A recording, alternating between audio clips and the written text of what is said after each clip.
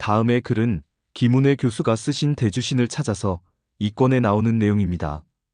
둘째, 백제와 일본의 지배층은 완전히 동일한 것은 아니지만 기본 통치 세력은 남부여계라는 것입니다.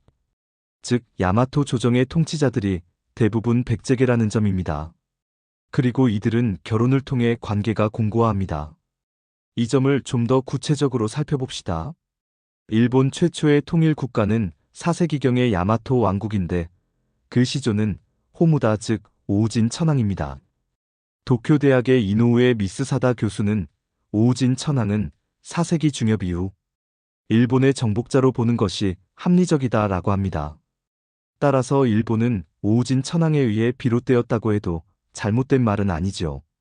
그러면 그 이전은 어떠했을까요? 일반적으로 일본의 청동기 철기 야요이 문화는 한반도 남부 사람들과 깊이 연관되어 있는 것으로 보고 있습니다.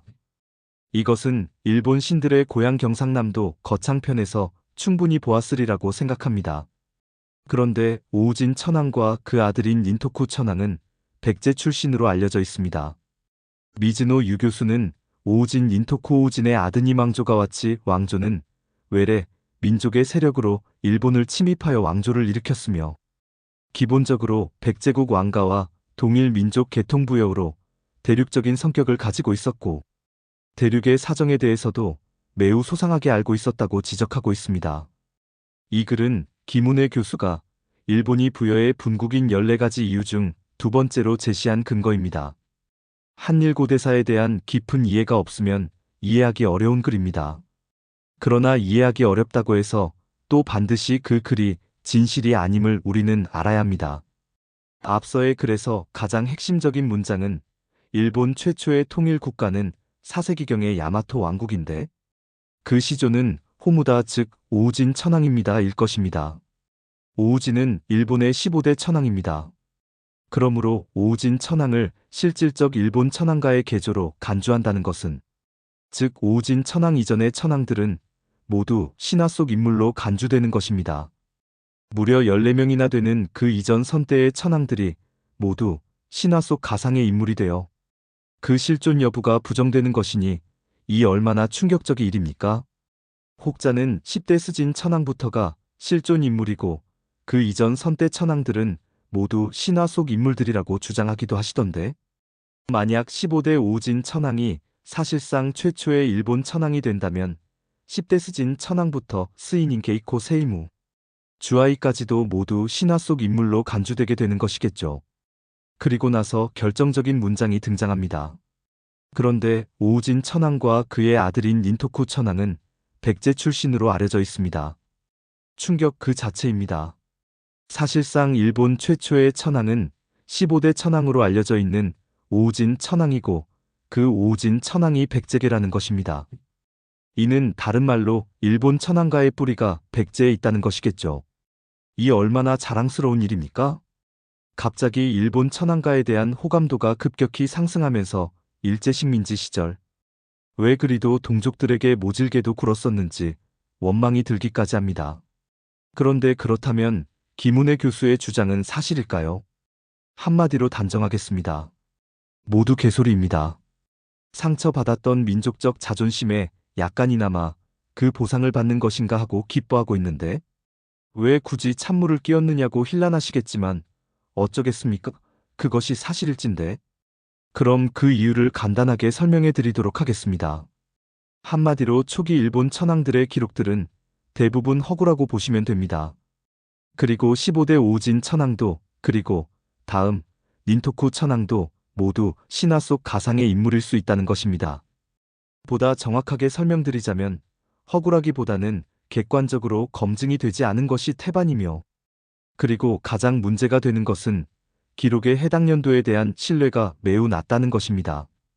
제가 이해하기로는 시대적으로 횡적으로 구성되어져야 할 이야기들이 종적으로 재배열이 된 것이 아닌지 의심이 크며 일본 서기는 이를 고려하고 읽혀져야 한다는 것입니다. 혹시 여러 가문들의 족보를 모아 작은 것조차 허투루 버리지 않고 살뜰하게 짜집기 한 것은 아닌지 의심조차 듭니다. 김은혜 교수가 쓰신 다른 책들도 참고해가며 이야기를 전개해 나가보도록 하죠. 다음의 글은 새로 쓰는 한일고대사 부여사의 비밀을 찾아서에 나오는 내용입니다. 세키네 마타카 교수에 따르면 나라 시대 사람들은 한복을 입고 숟가락을 사용하고 또 나라 사람들은 김치를 먹었다고 합니다. 나아가 한국 국명을 본딴 지명이 일본 열도를 뒤덮고 있다고 합니다. 일본 열도에 한국 국명을 본뜬 지명이 뒤덮고 있다는 것은 무슨 뜻일까요? 아래의 그림은 일본에서 한국 관련 지명이 있는 곳을 표시한 것입니다. 주로 고구려의 경우에는 고려, 거마, 박, 호마, 거마 구 등의 한자를 사용한 말이 나오고 신라의 경우는 중략. 그러나 가장 많이 남아있는 것은 가야와 관련된 말입니다. 가야와 관련된 말은 일본 전역에 나타납니다. 백제 관련 지명은 주로 고대 일본 야마토 중심지인 기나이 지방에서 나타나고 가야와 관련된 말은 홋카이도를 제외한 일본 전역에서 나타납니다. 그러니까 일본에 가장 일찍부터 정착한 사람들이 가야인이라는 것입니다. 이후 열도는 부여인들에 의해 야마토를 중심으로 형성됩니다. 이에 대해 구당서는 일본이 외국을 병합했다고 묘사하고 있습니다. 김은혜 교수는 기본적으로 일본 천황가의 뿌리가 백제보다 정확하게는 부여에 있다고 주장하고 계신 분입니다. 그리고 책의 내용도 그와 같은 내용들로 이루어져 있습니다. 그런데 하나 묻자면 여러분들은 이 글을 읽으시고 그 같은 주장에 동의하시는 마음이 생기시나요? 저는 아닙니다. 저는 오히려 이 문장이 더욱 마음에 와닿습니다. 그러나 가장 많이 남아있는 것은 가야와 관련된 말입니다. 가야와 관련된 말은 일본 전역에서 나타납니다. 백제 관련 지명은 주로 고대 일본 야마토의 중심지인 기나이 지방에서 나타나고 한반도를 경유해서 일본 열도로 건너간 도레인들 중 가장 큰 영향을 준 것은 가야입니다. 이 글은 그 같은 사실을 입증하고 있습니다. 그럼에도 작가 김은혜 교수는 백제 즉 부여에 초점을 맞추고 있습니다. 왜일까요? 작가 본인의 합리적인 판단에 근거한 것이겠지만 나는 그가 일본 학자 에가미 나미우의 영향을 받아 그같이 판단하고 또 주장하고 계시다고 생각하고 있습니다. 그래서 책에서도 이 글의 앞전에 에가미 나미우의 기마민족정 보광조설에 대해서 상세하게 소개하고 있는 것이겠죠. 그러면 김은혜 교수가 소개하고 있는 기마민족정 보광조설에 대해 알아보도록 하죠. 다음의 글은 김은혜 교수가 쓰신 우리가 배운 백제은 가짜다에 나오는 내용입니다. 그 후 1948년 에가미 나미오 교수의 이른바 기마민족 국가 이론이 등장합니다. 에가미 나미오 교수는 4세기 초에 기마민족인 고구려 또는 부여계의 일파가 한반도로 남하하여 현재의 충청, 전라 지역과 가야 지방을 정복하는 동시에 일본에 침입하여 야마토 현재의 나라 지역을 중심으로 통합하였으며 4세기 말 또는 5세기 초에 강력한 왕권을 확립했다고 주장합니다. 이 과정에서 한반도 남부 일대에서 진왕이라는 세력으로 존재하다가 4세기 초에 일본으로 이동하여 5세기까지 현재의 오사카 일대로의 이동을 마치고 통일왕조를 수립한 것이 야마토 정권이라는 것입니다. 즉 천황가가 조선으로부터 온 이주자들이고 4세기 초에 한반도에 있던 기마민족이 일본 규시 지방을 먼저 침입해 이미 그 이전부터 정착하여 살아온 수많은 한반도 사람들은 조직화하여 일본 열도를 정벌해 갔다는 것입니다. 이 같은 주장은 물론 한국인들에게는 매우 고무적인 주장일 것입니다. 양심 있는 일본 학자의 고백으로 볼 수도 있는 매우 유쾌한 주장일 수도 있겠죠. 더욱이 그가 비록 역사학과 교수는 아닐지라도 그래도 역사학을 전공한 고고학자로서 도쿄대 명예교수라는 그의 직위가 그의 주장에 신뢰를 더욱 높여주는 것도 사실입니다. 그럼에도 우리는 그도 일본인임을 잊어서는 안 됩니다. 그도 일본 민족을 위해 연구하는 학자일 뿐입니다. 그가 가능한 높은 객관성을 확보해 자신의 학문적 성과의 가치를 높이고자 하겠지만 그럼에도 또한 일본인 사회가 그런 그의 주장을 순진하게 그대로 놓아둘 리는 없다고 봅니다. 그가 훌륭한 학자임을 부정하기는 어렵지만 그도 옛날 사람임을 우리는 알아야 합니다.